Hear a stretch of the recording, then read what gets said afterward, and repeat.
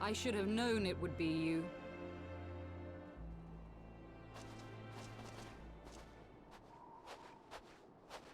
Word reached me of a struggle with a small but well-armed band of trespassers. Forgive my comrades their hostility. Few come here uninvited, and fewer still with good intent. Now, tell me why you are here.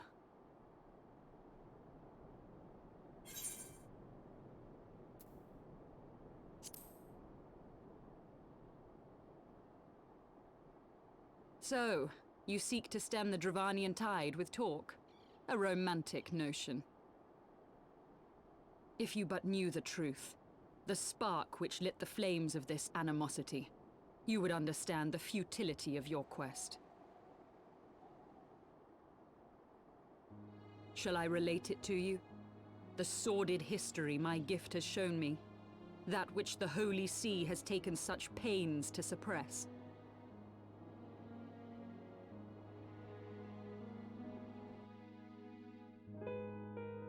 'Twas more than a millennium past when an Elezen tribe first sought to claim the lands of Kurthas as its home.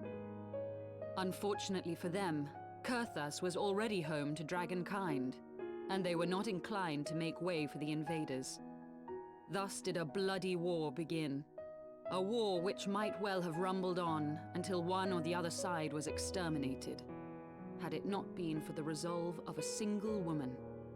That woman's name was Shiva. While those around her fought and died, she attempted to parley with the dragons, and in so doing discovered them to be possessed of profound intelligence and reason. The great worm, Heavensward, in particular so enchanted Shiva that she found herself growing to love the creature, whom her people considered a monster. In the eyes of a near-immortal dragon, however, the fleeting life of an Elezen is as that of a freshly cut rose. Scarce has the flower bloomed before it begins to fade and wither. Such melancholy musings plagued Heavensward, who had found in Shiva an unexpected and beloved soulmate. He knew that all too soon, death would snatch her away from him.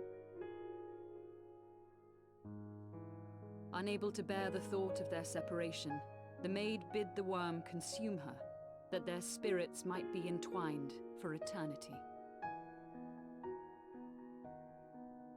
Though loath to perform the deed, Heavensward ultimately gave in to her plea, and soon thereafter the tale of their ill-fated love spread throughout the two warring factions. No more could they raise blade or claw against one another, knowing that the souls of their kin were so inextricably bound. In the days that followed, man and dragon learned to live in harmony, and together built a nation unlike any the world had ever known. For 200 years did this blissful age of peace continue, as it would to this day, had vilest envy not stirred in the hearts of the Elezen. It is said that worms owe their longevity to the boundless reserves of vitality found within their eyes.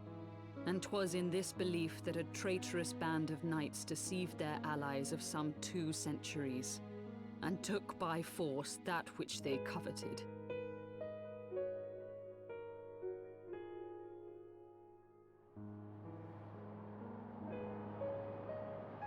Nidhogg, he who now stands poised to unleash his wormlings upon Ishgard, was the great dragon who lost an eye to Elezen treachery. And until he prizes it from the hands of the traitor's progeny, no amount of conciliatory words will stay his fury.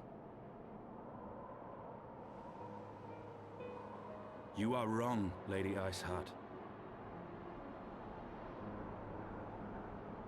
Lest you misunderstand, I do not doubt your vision of the past. 'Tis true that Nidhogg greatly desired to reclaim the Eye.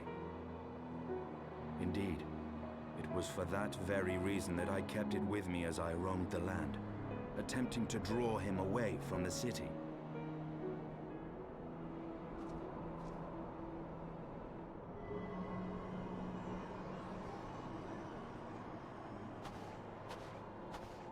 Good gods!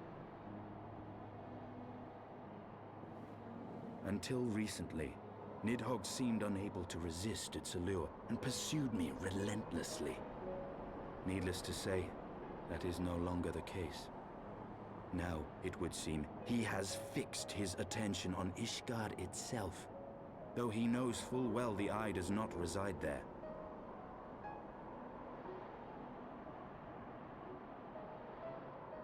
You believe he targets the capital for another reason? I believe reason has all but left him. Through the eye, I feel much of what Nidhogg feels, and the dragon's thirst for vengeance will not be quenched by aught less than a sea of blood.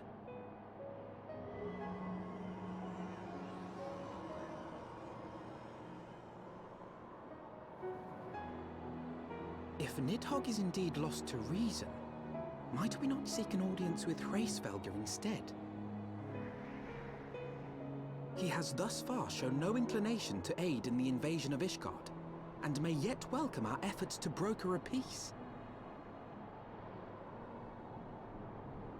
You still believe that a peaceable solution can be found?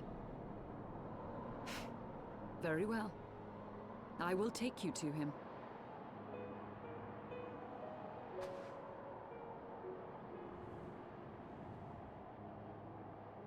Our road will lead us to Dravania, the homeland of dragonkind. There we shall ascend unto the clouds, where Hraesvelgr resides.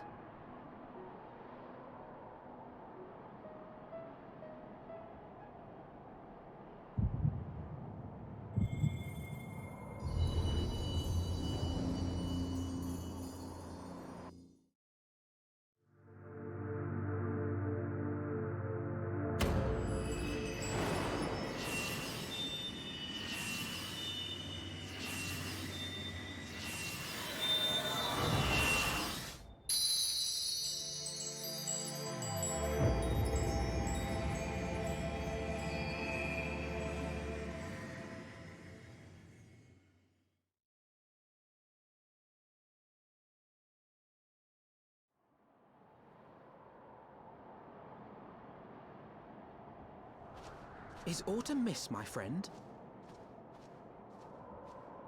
I sense the many battles are beginning to take their toll. Rest a while, and should you lose sight of us, Dravania lies beyond the mountains to the west.